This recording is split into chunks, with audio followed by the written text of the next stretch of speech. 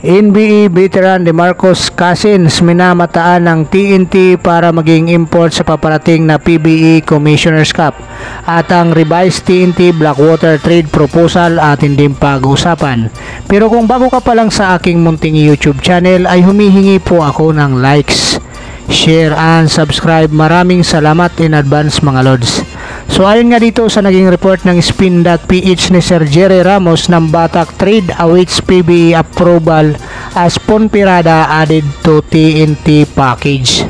So ito nga mga lods ang latest revision ng trade proposal na kung saan sintro nga dito itong point guard o itong guardia ng Blackwater Busing na si Renam Batak papunta dito sa 3NT Trupang Giga para maging katanggap-tanggap nga mga lods sa PBA Trade Committee.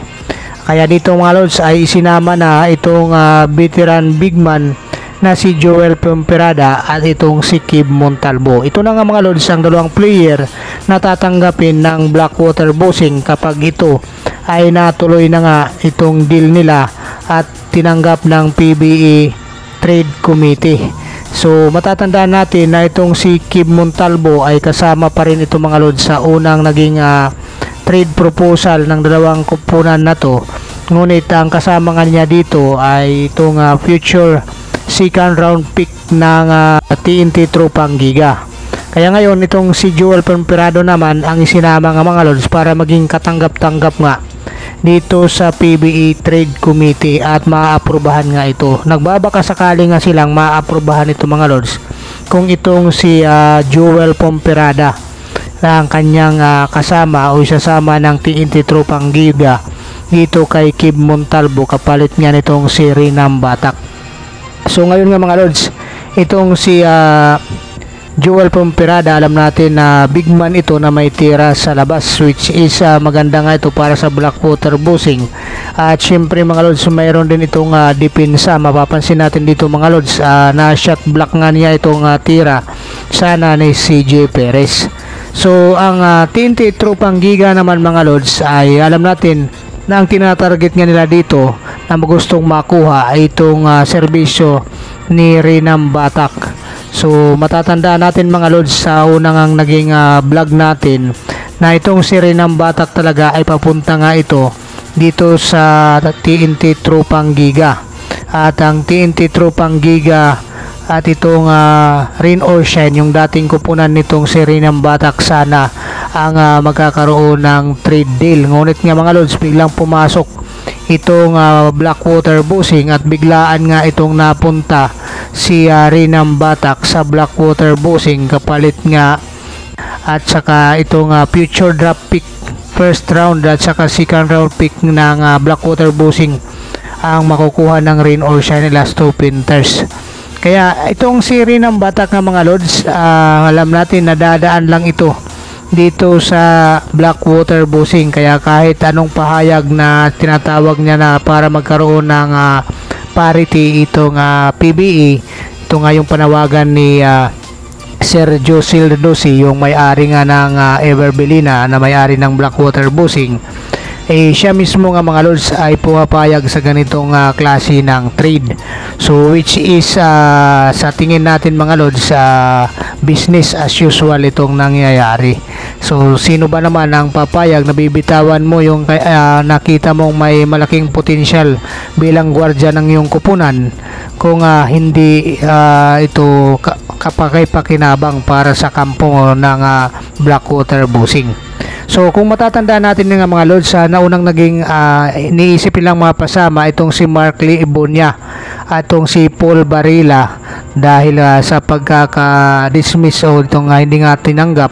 Ito yung iniisip nila na pwede kasama. Maging itong si Matt Ganuelas Roser ay iniisip din na mapasama sa trade. Ngunit ito nga mga lods ay hindi nga ito suited para dito sa Blackwater Busing. Ayaw nga ng Blackwater Busing sa tatlo na nabanggit natin nga mga lods. Itong sinasabi nilang hindi nga ito suited para sa kanila. Kaya binago ito ng TNT Trupang Giga para nga makuha nila itong si Renam Batak. Ngayon nga mga lods ay itong si Joel Ponferrada na nga. So desperado na nga itong si Coach Chot Reyes ng TNT Tropang Giga, maging itong si team manager Jojo Lastimosa, dahil alam natin nga mga lods na nagkakaedad na nga itong kanyang gwardya, lalong lalo na itong si Jason Castro. Kaya ngayon nga mga lods, bibigay na nga nila itong si Joel Pomperada dito sa Blackwater Bossing para nga lang maging katanggap-tanggap itong kanilang deal, itong trade proposal na ginagawa ng dalawang kupulang ito. So kung tanggap naman ng Blackwater Bossing itong si Joel Pomperada at Kib Montalvo, mukhang ito nga mga lods, inaantay na lang ito yung approval ng PBE Trade Committee.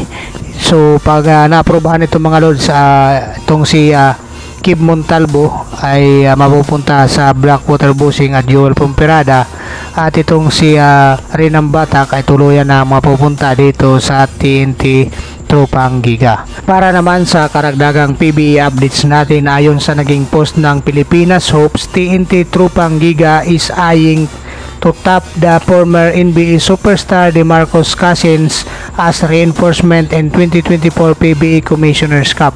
So matatandaan natin mga lods, itong si DeMarcus Cousins ay isa na rin sa mga veteranong NBA player na ngayon nga ay naglalaro para sa Asian tournament.